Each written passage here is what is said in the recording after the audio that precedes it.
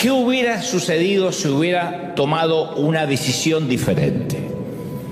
Y a partir de ese interrogante, por efecto mariposa, como dicen los científicos, que el aleteo de una mariposa aquí en esta punta del mundo puede desatar un huracán en el otro polo, a partir de ese momento nuestra imaginación representa una variedad de escenarios hipotéticos.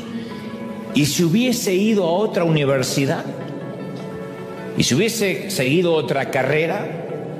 ¿Y si hubiese escogido otra profesión, otro oficio, y yo hoy me dedicara a otra cosa? Como digo siempre, el plomero se lamenta por no haber ido a la facultad de medicina y el médico se lamenta por no haber sido plomero, que le gustaba más que la medicina, pero lo hizo por los padres, por lo que sea.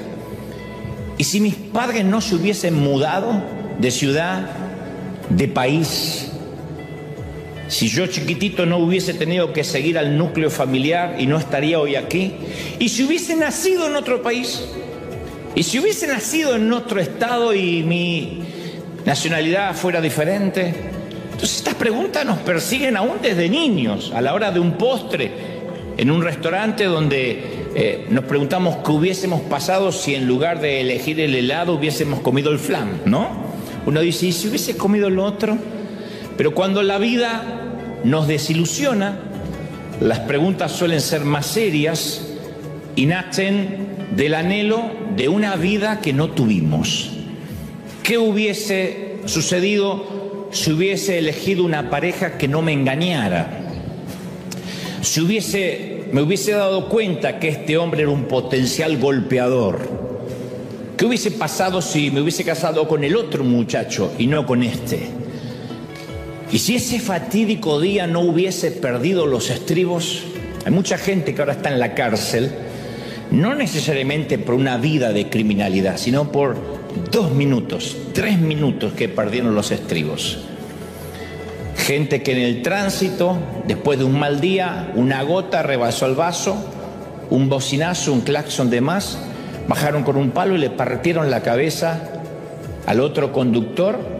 20, 30 años de cárcel por 2, 3 minutos que pudieran rebobinar para atrás, que determinaron su futuro para siempre. Dicen, si no hubiese perdido los estribos y si hubiese, cuando cambió la luz del semáforo, arrancado y me iba, ¿por qué tuve que bajar a pelear? Y si ahora estuviera casado, preguntan otros. Y si el embarazo hubiese llegado a término, yo tendría un hijo de ¿cuánto a esta edad? ¿Qué edad tendría? Y si el auto no se hubiese salido bruscamente del camino y mi familia no estaría rota o fragmentada, y si los resultados de la prueba hubiesen sido diferentes, y si mamá o papá todavía estuvieran vivos y estuvieran aquí, estas preguntas siempre nos llevan al persistente pensamiento si solo algo, un pequeño detalle en mi camino habría sido diferente. Mi vida, claro, habría sido radicalmente distinta.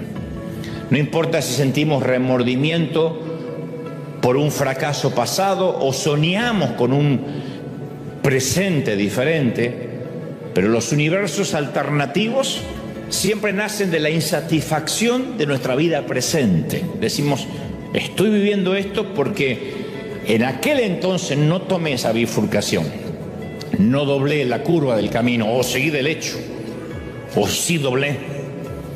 Puede que nos persigan nuestros errores y ese pasado doloroso que a veces no podemos dejar atrás, pero todos tenemos recuerdos de los cuales no estamos orgullosos, todos. Formas de ser, incongruencias y grietas en nuestro carácter, todos. No necesariamente teníamos que haber pasado por un asesinato o golpear a alguien en la cabeza para no sentirnos orgullosos de lo que hicimos. Palabras duras de las que quisiéramos poder retractarnos, de allí el gran remordimiento. ¿Cómo quisiera tener la juventud de los 20, pero la cabeza que tengo ahora, o no? ¿Cómo quisiera tener el cuerpo de los 30, pero la sabiduría que tengo ahora a los 60, dicen otros? Relaciones rotas que hubiésemos manejado de forma diferente, que hoy manejaríamos de manera distinta. Aprendimos a callarnos más, Aprendimos a tolerar, a elegir las batallas.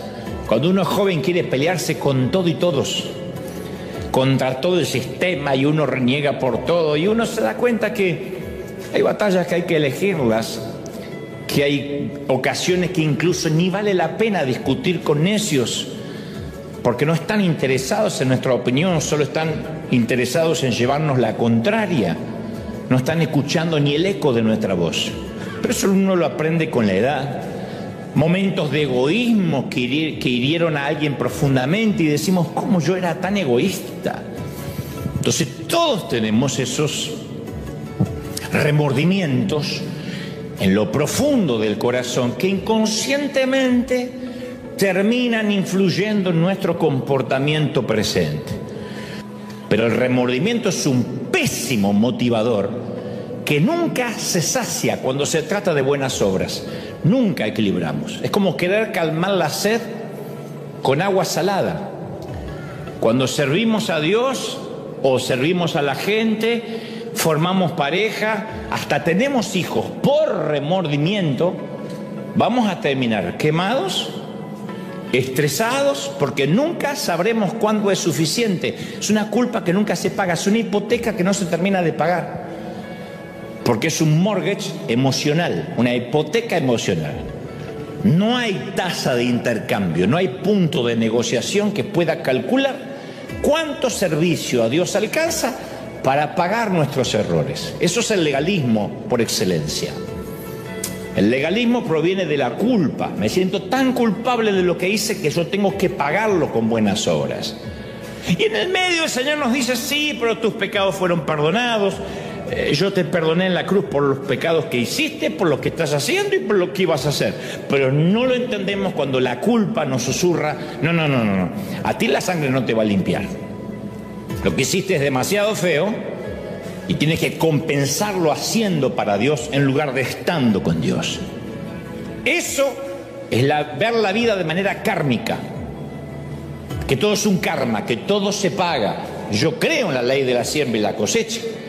Pero también creo que pecado que es confrontado con la sangre de Cristo, pecado que desaparece para siempre de nuestra vida y del cielo. Ahora, cuando uno vive la vida de manera karmática, uno dice, bueno, si me equivoqué, yo me merezco el horno de fuego. Y cuando la vida se nos pone un difícil, álgida, como a todo mundo, solemos pensar que esa es la retribución divina por nuestros pecados pasados. Aun cuando nuestros hijos cometen errores, en el fondo decimos, bueno, él no lo sabe, pero Dios sabe que yo era peor que él cuando era joven. Y entonces nos subimos a esa ruedita del hámster, ¿no? Que no nos lleva a ninguna parte, pero que a diario nos susurra, Dios no te va a bendecir hasta tanto compenses todo lo malo que hiciste en la vida. ¿Y cuánto hace falta? ¿Cuánta compensación falta para que nos sintamos libres? No existe tanta compensación. Por eso los fariseos cumplían 613 leyes y aún así no lograban agradar a Dios. Pero es que a veces tratamos de probar que somos dignos de la bendición por nuestra propia fuerza de voluntad, y eso agota.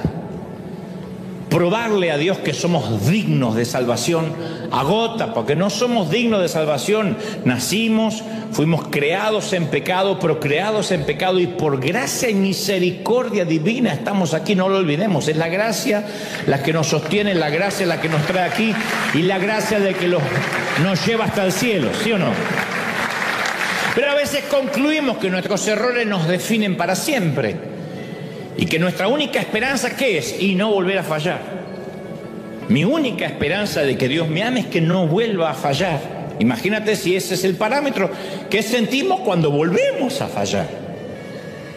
Entonces esto puede desencadenar algo todavía peor, la pasividad.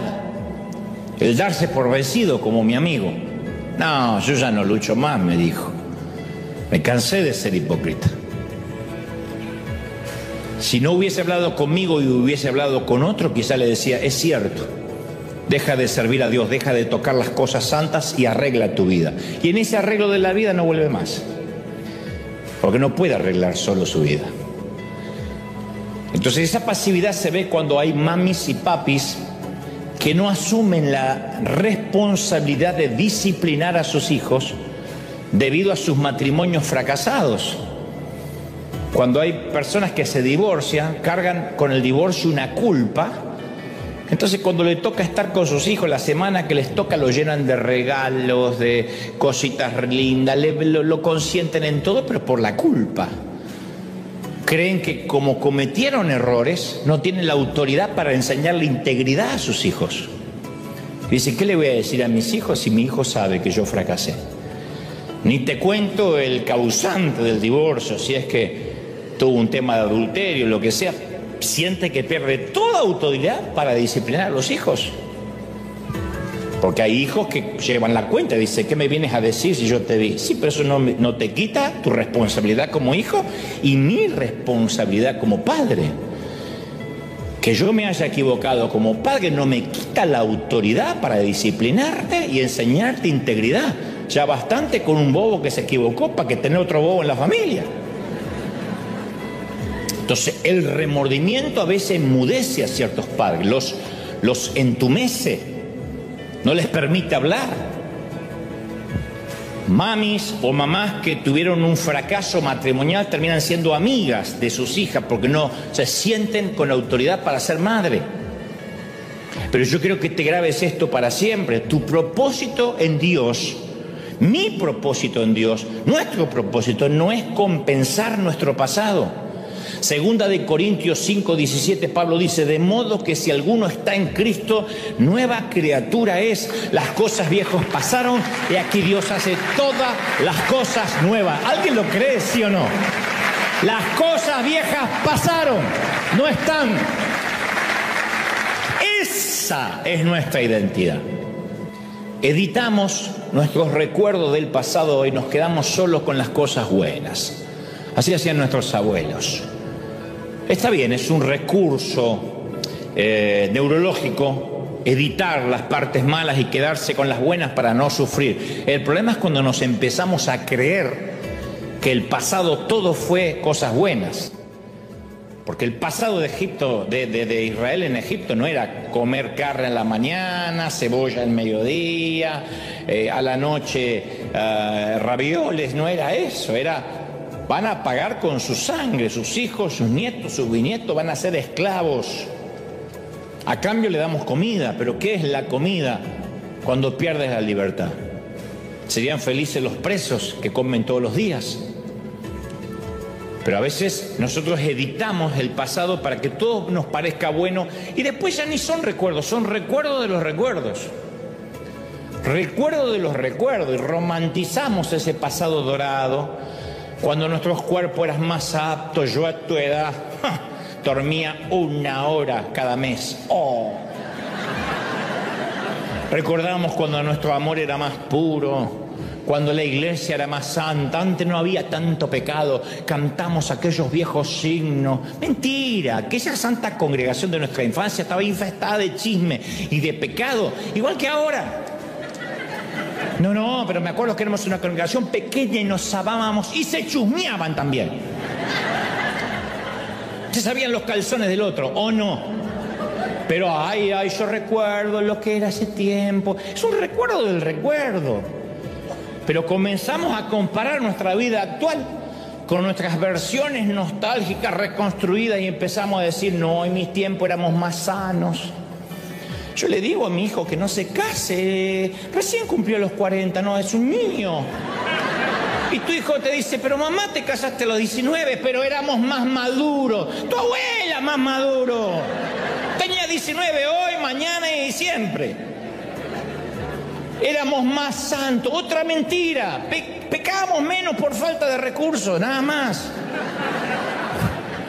Porque ni encontrábamos la pornografía, ni sabíamos cómo pecar. Eso nos hacía más santos, pero nuestras intenciones eran iguales a las de nuestros hijos. Lo que pasa es que ellos tienen más recursos. Entonces, para resumir, el remordimiento por un pasado roto nos hace querer olvidarlo y compensarlo. El remordimiento por un pasado maravilloso nos hace querer revivirlo. Y en ambas situaciones nos quitan del presente, que es el único capital que tenemos. Y eso también pasa en nuestra vida espiritual. Leemos versículos como Apocalipsis 2:4, pero tengo contra ti que has dejado tu primer amor. Han usado muchos ministros este episodio bíblico como para decir hay que volver a los tiempos antiguos. No, pensamos que Dios está diciendo vuelve a aquel pasado donde memorizabas la Biblia, donde vivías hablando en lenguas, donde vivías en una nube. No, lo que el Señor está señalando es cómo habían perdido de vista el primer amor en medio de las buenas obras. Que en algún punto su servicio a Dios superó su amor por Dios al cual sirven. ¿Hace sentido? Su amor por las buenas obras superaron al amor por Dios. Pero Dios nunca dice que ama nuestra versión pasada más que la actual. Él nos llama a amarlo y al verdadero amor en el presente. Al viejo y primer amor, pero en el presente. Pero a veces los remordimientos de un pasado feo o un pasado hermoso en su defecto no nos dejan ver la obra que Dios está haciendo hoy, la obra que Dios está haciendo hoy. Entonces, fijar nuestros ojos en imágenes congeladas en el pasado del cual huimos o de un futuro hacia el cual corremos produce parálisis, porque nunca estamos viviendo hoy ni agradecidos por lo que Dios nos da hoy. Nos terminamos perdiendo la belleza de la gracia presente. Ya sea, insisto, lamentándonos por el pasado o añorando el pasado hermoso. Nos perdemos el hoy. Todo lo que hoy por gracia tenemos, los que vivimos en la Unión Americana, los que vivimos en los Estados Unidos, mucho más agradecidos deberíamos estar que los que están en América Latina, porque mínimamente tenemos seguridad comparado con tantos países nuestros. Tenemos oportunidades que nuestros hermanos de la región no van a soñar en su vida. Entonces no tenemos el derecho ni siquiera a tener una mala cara. Y tú podrías decir, sí, pero la vida no me trató bien y tengo una enfermedad. Aún así, si estás aquí y entendiendo lo que estoy diciendo, da lleno por tu cerebro. Gloria a Dios que podemos entender, ¿o no?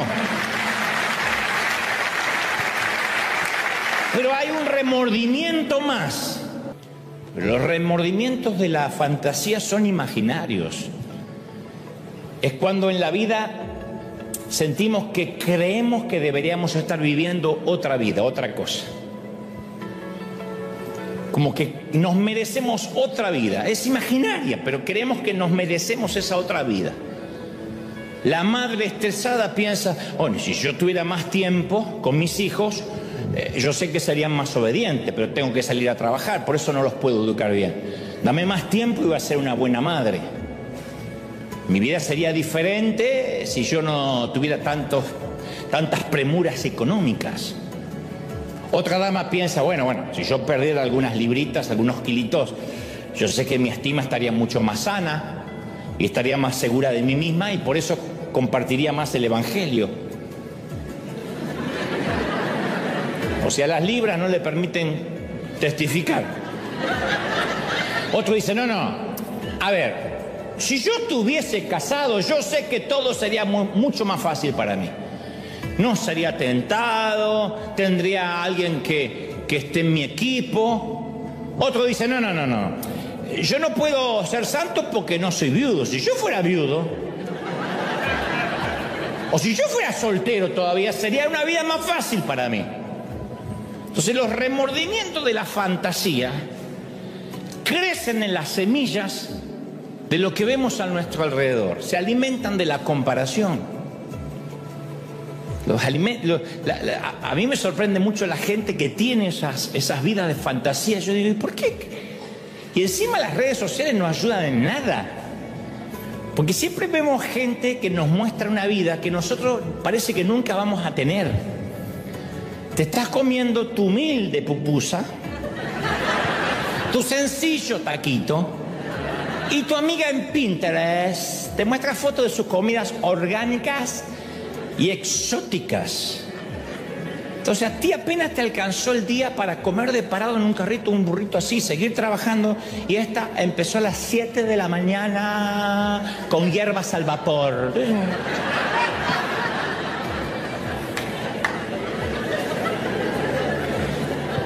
Miras a tu marido que se rasca la panza y se sienta con sus calzones rojos a ver el partido, y lo ves pasar así, dice, señor, ¿por qué? Desvía la vista y te pones a mirar Instagram y te aparecen fotos de esa pareja perfecta paseando en la Toscana, Italia, donde su esposo tiene unos dientes como piano, es rubio. Seguro no usa esos calzones rojos espantosos. El hijo rubio de ojos azules de tu amiga se gradúa y parece un ángel. El tuyo parece un cholo que acaba de agarrar la migra. Y dices, ¿qué estoy haciendo mal en mi vida? Número uno, no te están funcionando los filtros de Instagram. Pero ahí es precisamente cuando los psicólogos dicen que emerge nuestro impostor, nuestro falso yo, la persona que creemos ser, pero que en el fondo sabemos que no somos. Y ahí vivimos la realidad alterna, la otra vida de fantasía. Porque en realidad ese impostor que todos tenemos vive manteniendo nuestra fachada para asegurarnos que nadie vea nuestro verdadero yo. Y la fuerza de empuje, la energía o la gasolina es nuestro temor a ser descubiertos. ¿Y sabés qué es lo peor de este síndrome? Porque si solo fuera vendo una fantasía, lo hacen muchos actores, lo hacen muchas estrellas de Hollywood, que venden una fantasía. No digo que está bien, pero no sería del todo nocivo. Lo peor de esto es que primero comenzamos mostrando una fachada a los demás. Es verdad, nadie pone una foto en las redes cuando recién se levanta, con los ojos hinchados, con los pelos parados, sentado en el trono blanco. Nadie va a poner, bueno, algunos sí, pero la mayoría no. Le hacemos creer a los demás que somos lo que en realidad no somos. Hasta ahí hasta puedo entenderlo. Hay algo de hedonismo, de esteticismo, de hedonismo y de un montón de cosas que tienen que ver con esto es lo que quiero mostrar. Pero en segundo lugar, nosotros terminamos comprando lo que vendemos. Y en un momento creemos que somos eso. Nos creemos que somos lo que no somos. Pero lo tercero, que es aún peor, empezamos a creer que Dios mismo también ama a ese impostor. Por eso hay tanto fingimiento en la iglesia. Porque armamos una figura de consumo público y después creemos que Dios también ama a esa figura de consumo público. Por eso hay tanta gente que puede mantener una doble vida, ministrar, predicar, porque cree que Dios ama a ese impostor en lugar de la persona real, y Dios nunca va a bendecir una mala construcción. Ese impostor es el que trata de compensar, de ocultar el pasado. Si podemos mostrarle al mundo lo bien que me va ahora, nadie se va a dar cuenta de mi pasado roto. ¿Cómo sabemos si vivimos a la sombra de nuestro impostor? Y bueno, algo práctico, esto no es psicológico, ni mucho menos, ni científico, pero yo me di cuenta que uno de los síntomas que puede mostrarnos que vivimos fingiendo es cuando usamos mucho la frase a estas alturas. A estas alturas yo ya tendría que haber recibido el aumento hace rato, dando la impresión de que si no recibí el aumento o la promoción es culpa del sistema. Yo a estas alturas ya me lo merezco. A estas alturas, mira lo que te digo, tendría que estar casada y con 4 hijos. Está soltera la flaca, pero tendría que estar casada con 4 hijos. A estas alturas yo ya debería tener mi propia casa. A estas alturas yo ya no tendría que estar luchando más con ese pecado ni con esa debilidad. Y la conclusión es que mi verdad impostora es mucho mejor. Entonces yo te voy a preguntar algo. ¿Quién dice que a estas alturas ya deberíamos vivir otra vida? ¿Quién? Porque la única persona que compara nuestro verdadero yo con nuestro yo imaginario somos nosotros mismos. Nosotros mismos nos subimos la vara. ¿Quién nos dice dónde deberíamos estar ahora? A estas alturas yo ya tendría que ser legal. ¿Quién lo dice? ¿Quién establece nuestra línea de crecimiento? ¿Quién creó la curva de crecimiento con la cual nos comparamos? ¿Quién? ¿Cómo sabemos que estamos en el fondo del percentil? ¿Cómo sabemos que estamos enanos porque ya deberíamos estar crecidos? ¿Quién? ¿Dios nos dice eso? No, Señor, la mayoría de las veces no. Dios sabe que estamos en un proceso de crecimiento y sabe cuánto podemos asimilar y cuánto tiene que procesarnos según el carácter y la estructura emocional de cada quien. Nosotros nos autoimponemos la frase, y a estas alturas, ¿quién? Hay un versículo escondido detrás de la magistral declaración de Pablo, esa de olvidar lo que queda atrás y proseguir a la meta, de Filipenses 3:16, que dice, y en todo caso, vivamos de acuerdo con lo que ya hemos alcanzado. Vivamos de acuerdo con lo que ya hemos alcanzado, da genú.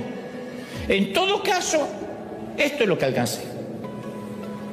Dios nunca nos compara con lo que soñamos ser, porque ese ser soñado no existe y además Dios no lo conoce. Dios rechaza nuestro maquillaje. Dios no tolera nuestras cirugías. Dios, hablando metafóricamente, Dios no tolera nuestras fajas reductoras de grasa y andamos sin aguantar la rápida. Dios sabe que no somos eso. Dios sabe que no somos eso. Podemos meter la panza, está bien, para que no nos vean la panza a los demás, pero Dios no nos dice, wow, mirá, Gabriel, se le fue la panza, ¿eh? Dios sabe que llegamos a casa y liberan a Willy. Dios sabe. ¿O no? ¿Por qué? Porque Dios conoce lo verdadero y lo auténtico. Entonces cuando le decimos, Señor, perdóname por no ser quien tú esperas que yo sea, Dios nos responde, ¿en comparación con quién? ¿A las alturas de quién no estás? ¿Con quién te estás comparando? Entonces quiero que nos grabemos esto, el lugar en el cual nos encontramos ahora, la situación en la cual estamos ahora, independientemente de la edad cronológica, es precisamente donde Dios quiere encontrarse con nosotros y darnos su gracia. ¿Lo recibimos? Es profundo, ¿eh? Nunca Dios nos compara con nuestro yo imaginario, nunca. En todo caso nos compara con Cristo. Él no dice, tienes que crecer como ese yo imaginario que muestras en Instagram. Él dice, tenemos que crecer conforme a la estatura de la plenitud de Cristo. Y Él sabe que solo para crecer como Cristo es a través de la gracia del Espíritu Santo. No hay otra manera, no hay otra forma. Esa es nuestra medida. Bueno, hasta aquí hemos braceado por aguas profundas. Y hemos aprendido que los remordimientos nos mantienen o atrapados en el pasado o encadenados a una versión ficticia de nosotros mismos. En su sermón más famoso, Jesús en la montaña, habló de nuestra tendencia a hacer planes por si acaso. Le dijo a sus discípulos en Mateo 6:25, no se preocupen por su vida, ni que comerán, ni que beberán. No les estaba instando a no trabajen, sean vagos, vivan de los planes del gobierno. No estaba diciendo eso. Dijo, no se preocupen por lo que van a comer, ni por su cuerpo, ni cómo se vestirán. No tiene más valor la vida que la comida, el cuerpo y la ropa. Entonces, al igual que los remordimientos de fantasía, los por si acaso, o por las dudas, en mi país dicen por si las moscas, también viven en un mundo imaginario. Yo conozco gente tan controladora que tienen planes de contingencia para los planes de contingencia. Y como no están dispuestos a aceptar la posibilidad de un fracaso, se aferran a los planes de contingencia, a los planes B. Y tratan de controlar sus vidas. Y lo que es peor, tratan de controlar la vida de todo el entorno que les rodea. Hay mamás controladoras, hay papás controladores, hay hijos controladores, hay suegras super ultra mega archi mega controladoras. Pero esos planes de contingencia nunca vienen solos. El resultado es una preocupación neurótica, corazones llenos de ansiedad. ¿Y si pasa esto? ¿Y si pasa lo otro? Hay gente que no puede disfrutar su vida real, no puede decir, no, qué lindo que hoy estoy desayunando, porque viven pensando en lo que podría pasar. Hay gente que hoy decidió no congregarse porque podría pasar que Trump envía sus huestes aquí. ¿Hasta cuándo no se van a congregar? ¿Hasta cuándo se van a encerrar en un baño? Son los que, por ejemplo, viajan por 2 días y se llevan 9 maletas. 2 días, 9 maletas.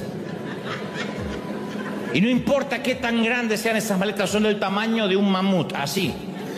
Están llenas hasta arriba, porque no lo llenan de ropa útil, lo llenan de por si acaso. Otra es una maleta por las dudas y otro por si lo llego a necesitar. Por si llego a necesitar lo que acá no necesito, por si hace falta, por qué sé yo, y no está de más. Y otra más que dice, lo que abunda no daña, y se van llevando. Van por 2 días. Se llevan 5 pijamas, 2 días, 5 pijamas. ¿Qué va a ser, una cura de sueño? 5 pijamas. 14 camisetas, 9 sombreros. Viajan a Miami en verano y llevan 8 suéteres de invierno por si cambia. 3 bufandas, 4 pares de botas, 2 paraguas. Estando en la casa usan el mismo calzón toda la semana. Viajan, llevan 54 calzones para 2 días.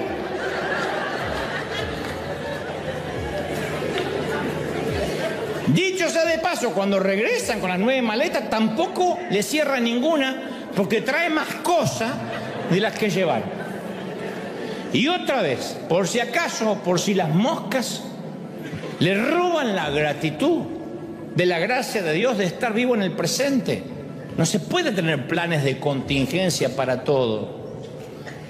Entonces, cuando imaginan cómo la vida podría irse a la deriva o salirse de sus cauces, tratan de cubrir todos los frentes manteniendo el control. Y eso desgasta, eso agota. No tenemos el control de nuestra vida, no lo tenemos. De verdad tenemos que recordar otra vez la pandemia para darnos cuenta que no tenemos ni el control de nuestra salud. Gente que iba al gimnasio todos los días se murió porque no podía respirar. No tenemos el control de nuestra vida. Por mucho que nos afanemos, no podemos agregar 1 hora a nuestra existencia, dijo Jesús. En el afán de que nada se salga de nuestras manos, hay padres que interfieren en todo, desde las decisiones académicas hasta las laborales.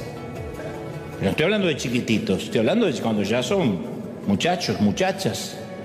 Incluso se meten padres en las decisiones amorosas, de manera que invaden continuamente su espacio que debería ser personal. Le dicen con quién tienen que salir, no te puedes enamorar de esa, no me traigas a ese muchacho a casa. Lo van a hacer igual. El no respetar el derecho a la privacidad de sus hijos son padres que suelen ser traficantes de culpa, que recurren a técnicas de manipulación para poder ejercer su dominio. Mi mamá era Putin, era una terrorista. Mi mamá tiraba bombas así, al que le cayera, le cayera. Cuando me muera, va a ser demasiado tarde, voy a estar fría, decía. Algún día me vas a tener en la tumba y te vas a tener que arrepentir. Y era traficante de culpa, mi mamá. Narco. No droga, culpa. Y yo te digo algo, no se puede criar a los hijos con un plan de contingencia. No hay, no resulta. Nuestros hijos, número 1, no son nuestra propiedad. Es una falacia. Mis hijos. No, mucho menos son una extensión nuestra. Son seres independientes, no son clones. Que Dios nos los presta por 18 años. Y luego ellos deciden qué hacer con sus vidas. No es que es mi hijo y como tiene 35 años, aunque sea él no sabe y yo se lo voy a decir. Y ahí cuando las suegras hacen de suegra, los suegros hacen de suegro, tenemos una ventana de 18 años para darle bases y fundamentos. Por eso digo siempre, es una oportunidad única. Después ellos decidirán qué hacer con esas bases. Los padres somos apenas como Moisés, los preparamos para una tierra que posiblemente nosotros no vamos a conocer. Entonces los preparamos para que tengan los estudios que no tenemos, los títulos que no tenemos, eso es noble. Pero querer manejarles la vida como si su vida fuera un Nintendo, un juego de Legos, un PlayStation, no se puede. Por eso pregunto, ¿cómo reaccionamos como padres cuando nuestro plan se ve amenazado? ¿Respondemos con flexibilidad o nos ajustamos? Y decimos, bueno, sí, es mi hijo, lo parimos nosotros, pero tiene su propia personalidad, ¿o no tenías la tuya? Porque nosotros nos olvidamos que fuimos hijos. Y que nuestros padres nos decían, nada, voy a hacer mi vida, y nos pegamos nuestros propios trancazos. Y cuanto más trancazos nos pegamos, menos trancazos queremos que tengan nuestros hijos. Los padres más radicales, más exigentes, son los que fueron más vagos de jóvenes. Y tiene razón, saben en lo que el hijo se está metiendo, pasó por eso. Pero eso no va a hacer que este hijo sea perfecto porque yo ya lo pasé. Va a tener que enfrentar sus propios desafíos. ¿Cómo somos? ¿Flexibles o agarramos el timón con fuerza para mantener el rumbo original y nos montamos un escándalo si no se hace a nuestra manera? De a poco nuestros hijos van a hacerlo a su manera. Tarde o temprano les va a caer la moneda de las bases, de lo que aprendieron, pero generalmente eso llega cuando la mayoría ya no está en casa, a otros les llega cuando los padres ni siquiera están vivos. Yo hoy me doy cuenta de cosas que decía mi mamá, que yo le debatí toda la vida. Y ella me decía, cuando estés del otro lado del mostrador, te vas a dar cuenta. Yo pasé del otro lado del mostrador y no me di cuenta.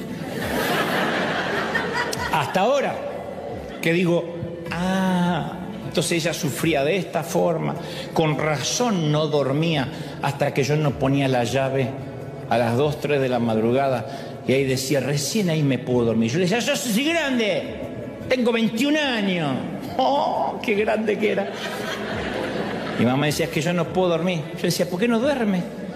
Ahora que yo no duermo, la entiendo también. Entonces, pero hay cosas que Dios quiere que no sepamos, que confiemos en Él. Hay muchas más que no nos interesa saber. Él quiere que consideremos las opciones, pero Dios nunca renuncia a su derecho de tener la última palabra. Todo está en manos de Dios. Todo está en manos de Dios. Todo. Andan videitos de TikTok dando vuelta, que sí, que están haciendo redadas en tal lugar, pero siempre hay un videíto de más donde aparte de esa redada agarraron a 3 y le pegaron con un palo y entonces pasó esto. La mayoría, no estoy defendiendo, no soy ni oficialista ni opositor, ni demócrata ni republicano. Lo que estoy diciendo es que la mayoría de las noticias tienden a darnos muchos escenarios. Mientras más busques, más te vas a preocupar. Pasó durante la pandemia, que las noticias siempre decían que se moría más gente de la que se moría. Siempre. Que todo asustaba más. Había gente que nos gritaba cuando andábamos por la calle repartiendo comida. ¡No le dejen comida, que está apestado! Pobre que se muera de hambre aparte de tener COVID. No se acercaba a la gente porque había noticias a diario que decía todo lo malo que podía pasar. Eso demostró que el mundo está en un puño, así. En el puño de la información, de las comunicaciones. Mañana dicen, nos invaden los alienígenas y hay suicidios en masa. No, nadie piensa. Nadie ve las bajadas de las noticias, nadie se fija si la fuente es fidedigna. Porque la gente ya no lee más los periódicos. Ni el Washington Post, ni el Herald, ni CNN. La gente se informa por TikTok. Por un imbécil que como no tiene nada que hacer, sube un videito con inteligencia artificial. Ahora estaba en Argentina, todo el mundo me felicitaba porque le había puesto los puntos al Papa, porque alguien puso una inteligencia artificial, yo hablando con el Papa. Qué bien que le dijiste eso antes de morir. Nadie se puso a fijar que ese no soy yo, está más viejo.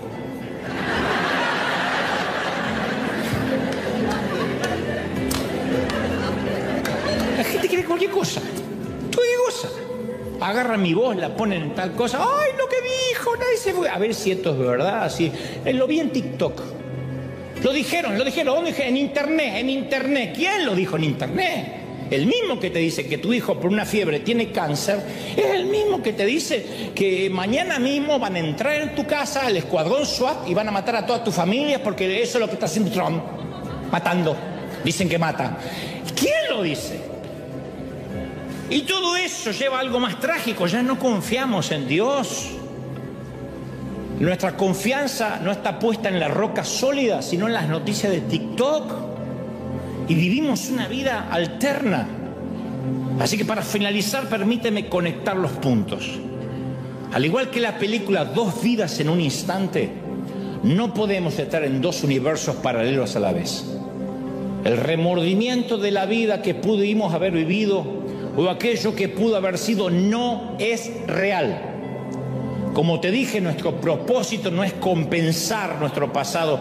No tenemos nada que probar, nada. Fuimos salvados por gracia. No tenemos nada ni que probarle al diablo, ya está. Tenemos un pase que nos lleva al cielo. Dios nos ama tal como fuimos y tal como somos. Nos amó antes de que pidiéramos perdón. En segundo lugar, tampoco podemos vivir con el remordimiento del pasado maravilloso. Aprendamos de los hebreos, dayenu, que significa lo que hizo Dios, me alcanza, ya está. Y en tercer lugar, aprendamos a abandonar el remordimiento de la fantasía. Nunca más digamos, a estas alturas yo, porque esa cinta métrica no es con la cual nos mide Dios. Como dijo Pablo, vivamos de acuerdo con lo que ya hemos alcanzado. Y por último, tratemos de no vivir en planes de contingencia. Vamos a dejarle el control a Dios. Responsables, sí. Pero tenemos una sola vida, no dos, no tres. No tenemos un universo paralelo o el metaverso como Marvel, que pueden aparecer 4 Spider-Man distintos en una sola película. A nosotros se nos asignó una identidad única. Y en nuestra película hay una sola única línea del relato. Una sola narrativa. Los por si acaso, los qué tal si, lo que podría pasar, lo que pudo haber sido, no están en nuestra jurisdicción, están fuera de nuestro alcance. ¿Qué vamos a vivir la vida pensando que pudo haber sido? ¿Cuánta gente se culpa porque dice yo lo retrasé por darle ese maldito café y quedarse 2 minutos más? Chocó en la esquina, salía 1 minuto antes y el camión se iba. Encima que vas a lidiar con el duelo de la muerte, vas a lidiar que fue tu culpa. Nosotros no provocamos la vida nos va pasando. Y uno tiene que vivir confiando en Dios, porque siempre vamos a tener culpa por algo. Se nos resfría un chico y que yo lo dejé salir desabrigado. No llegamos a tiempo al hospital y es que yo estaba trabajando, cuando ya le vi la fiebre llevaba 2 horas. La culpa siempre va a estar ahí esperando ponerte más carga de lo que ya la vida te dio. Entonces, aunque todos tenemos nuestros planes, siempre tendrán imperfecciones los planes y van a abundar las inseguridades. Pero el plan soberano de Dios siempre se va a realizar y es cualquiera que el mejor de los nuestros. Tenemos una sola vida y es esta. Dayenu, lo que hizo Dios hasta ahora es más que suficiente y alcanza para estar agradecido.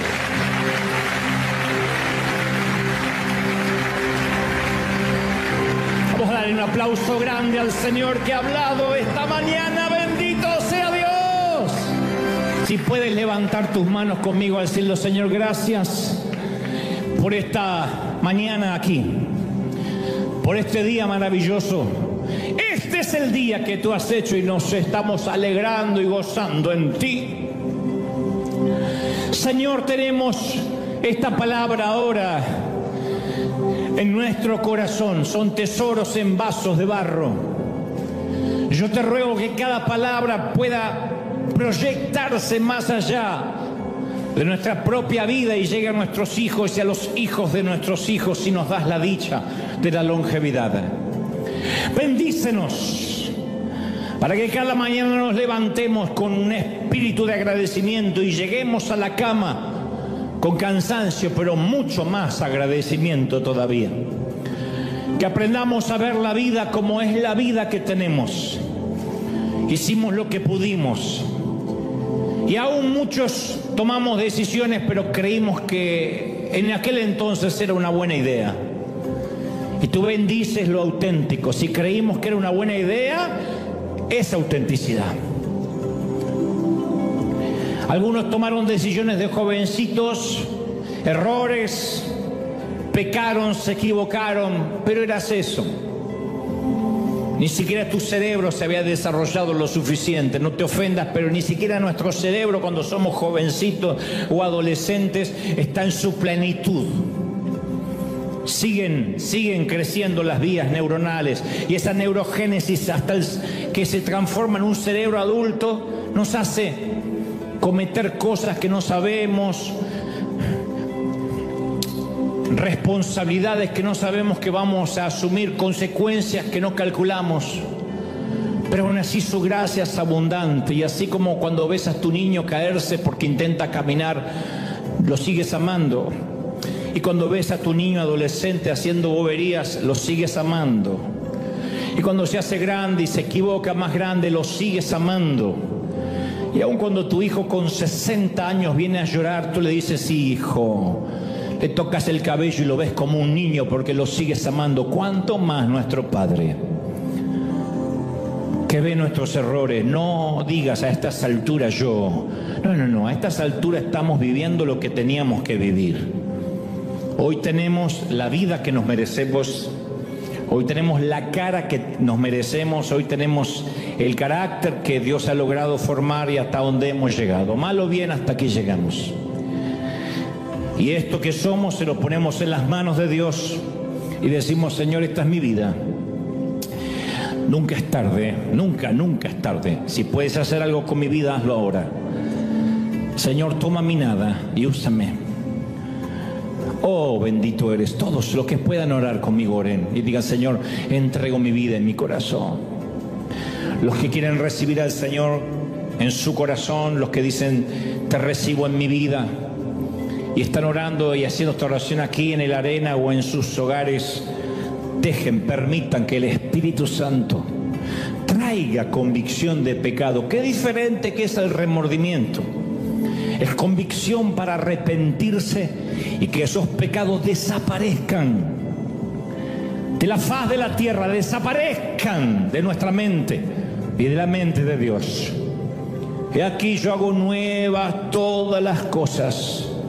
No traigáis a memoria las cosas pasadas. Tú no eres, yo no soy el resultado de nuestro ayer. Somos lo que hoy somos por gracia divina. Somos los que seremos en Él, en su mano providente. Y recibimos esta palabra hoy para cambiar nuestro paradigma, nuestra mente, nuestra forma de mirar y observar la vida. Te exaltamos, Rey de Reyes. Te adoramos y ponemos nuestra vida, esta línea del relato, a tu disposición. Los que están llorando, las lágrimas, deja que purguen por última vez esas decisiones pasadas, erróneas, que te pesaban sobre ti. Ya no son tuyas, suéltalas. Esto no es tu jurisdicción. Como en las películas, cuando viene cierto escuadrón policial y le dice a la policía local, esto ahora es jurisdicción del FBI, retírense. Ahora viene el Señor y dice, ya no es tu jurisdicción el pasado, retírate. Yo me hago responsable por tus pecados. Yo pagué por ellos en la cruz del Calvario. No los traigas a memoria, abandónalos. Abandona la vida dorada que pensarías que tuvieras si tomaras otra decisión. Es la vida que Dios permitió que tomaras. Es la decisión que Dios te trajo hasta aquí. Agradece. Da genú. Gracias, Padre. Señor, he transmitido lo que creo me has dicho a tu ejército, tu pueblo. Gracias, porque sé que esta palabra no volverá vacía y tu Espíritu Santo llega donde yo no puedo llegar, que es el corazón, que es lo profundo, que es el ser, la esencia, Gracias, Dios, por este día. He transmitido y he predicado otra vez lo que tú me has dicho y hemos hecho un buen equipo con el Espíritu Santo. Yo hablando al intelecto y tú hablando al corazón. Y soy libre de esta palabra, y esta palabra ahora trae fruto y trae su recompensa y su cosecha en el corazón de cada quien. Señor, bendigo a los que estamos aquí. Los bendigo en el cuerpo, en el alma y en el espíritu, para que el mes de junio sea un mes de reestructuración, de reinvención, de reforma y de nuevas decisiones profundas. Lo creemos, lo declaramos. Seamos prósperos, benditos en el cuerpo, en el alma y en el espíritu. Amén y amén. Gloria a Jesús. Somos bendecidos para bendecir